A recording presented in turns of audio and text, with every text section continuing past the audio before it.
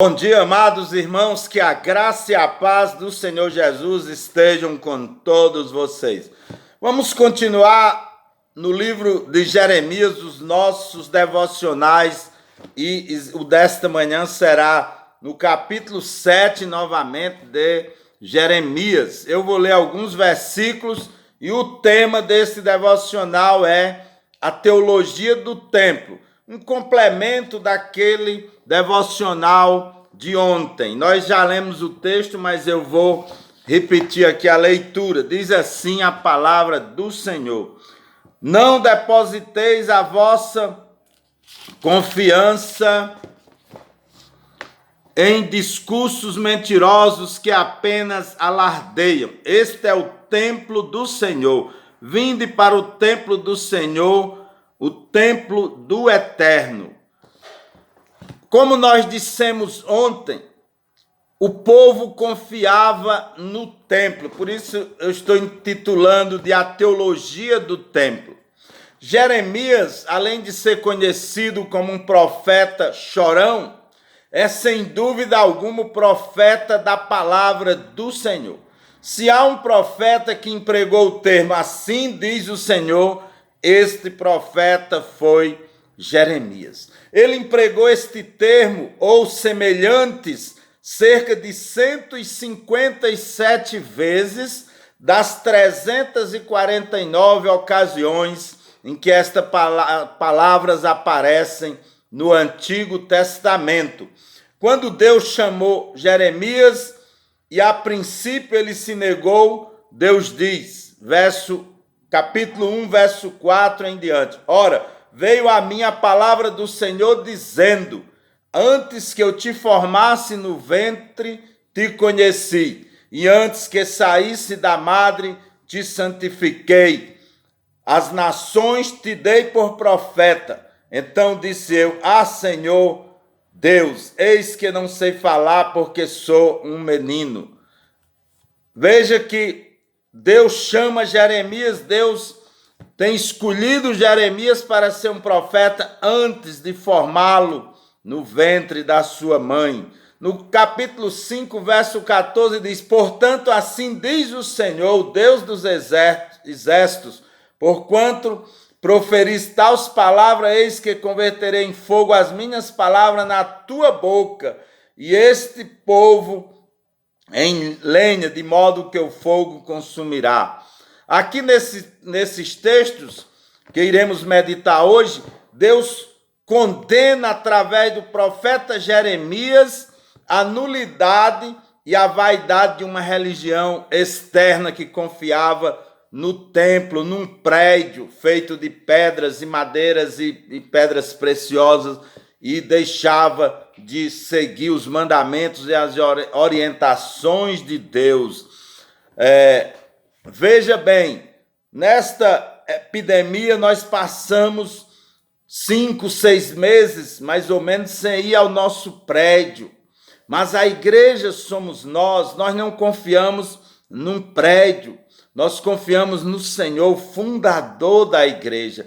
Então aqui nós encontramos em Jeremias vários alertas contra esta religiosidade externas que muitos praticam hoje em dia. Então, irmãos, eu quero dividir aqui em alguns pontos esse texto e dizer que, primeiro ponto, frequentar a igreja não substitui o verdadeiro arrependimento. Quantas pessoas vão à igreja, mas verdadeiramente não se arrependeram?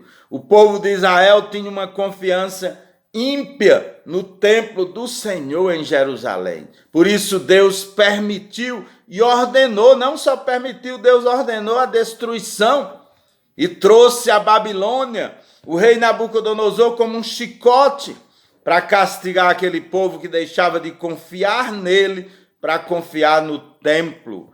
Eles diziam lá: templo do Senhor é esse. Jerusalém não será atacada, pois aqui está o templo do Senhor. Eles confiavam que estavam seguros em Jerusalém, porque Deus não iria deixar o seu templo e a cidade onde ele estava sendo destruído. E foi o próprio Deus que ordenou essa destruição, para mostrar que a nossa confiança, que a confiança daquele povo, que a nossa confiança deve estar exclusivamente nele, em Deus. O segundo ponto que eu quero destacar aqui é: observar atos religiosos não substitui a obediência. Você pode ver isso no capítulo 7, versos 21 a 26. O povo de Israel sabia muito bem observar atos religiosos. Eles faziam isso. Eles sacrificavam constantemente. Deus chega até a reclamar com eles em algumas passagens da Bíblia, dizendo: bebo eu sangue de touros, como eu carne de bodes. Não, Deus sempre quer a obediência. Então, primeiro ponto que nós destacamos foi frequentar o prédio da igreja. Frequentar a igreja não substitui o verdadeiro arrependimento. Para alguém ser um crente, um verdadeiro servo do Senhor, tem que ter tido arrependimento no seu coração. E o segundo é observar atos religiosos, não substitui a obediência. Olha o que diz 1 Samuel 15, 22. Samuel, porém, disse: tem porventura o Senhor tanto prazer em holocaustos e sacrifícios, como em que se obedeça a sua voz?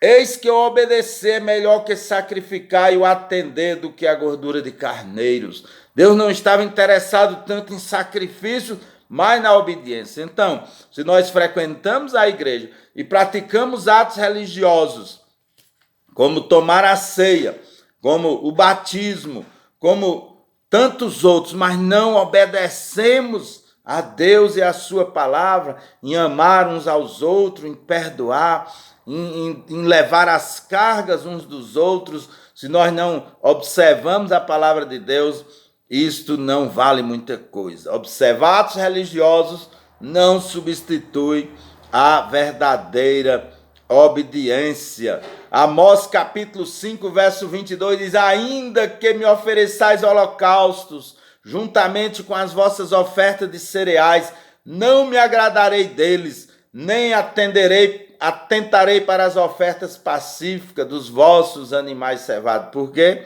Porque o povo estava desobedecendo a Deus, o povo não obedecia a Deus. E terceiro e último ponto desse devocional: possuir a Bíblia.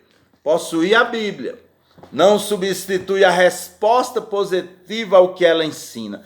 Eu possuo aqui várias versões da palavra de Deus, umas 20, mas se eu não respondo positivamente ao que ela ensina, isso não vale nada. De que adianta, ou de que adiantava o povo de Israel ter a Bíblia? Foi eles que escreveram, através dele. Deus inspirou muito dos profetas do seu povo para escrever a sua palavra.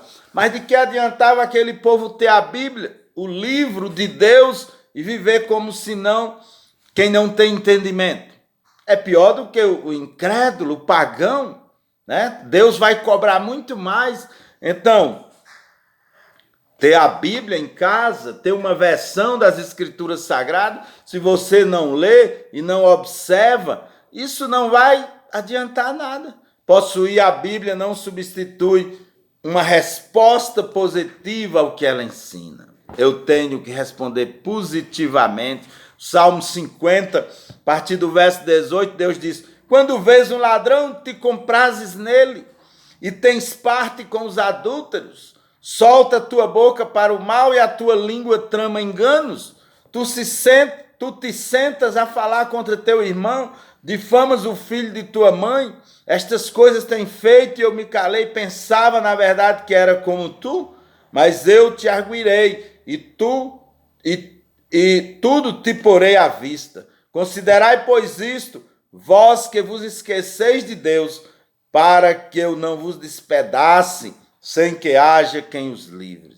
Veja que ter a Bíblia, mas agir como incrédulo, era o que o povo fazia, se associava com os ladrões, aprovava as coisas erradas. E Deus disse: te arrepende, para que não venha padecer, senão eu te despedaçarei. Filipenses 4:8, o apóstolo Paulo diz: quanto ao mais, irmão, tudo que é verdadeiro, tudo que é honesto, tudo que é justo, tudo que é puro, tudo que é amável, tudo que é de boa fama, se há alguma virtude, se há algum louvor, nisto pensai. Ou seja, o povo falava mal um dos outros, o povo denegria a imagem um dos outros, não se amavam. Deus disse: de que adianta isso?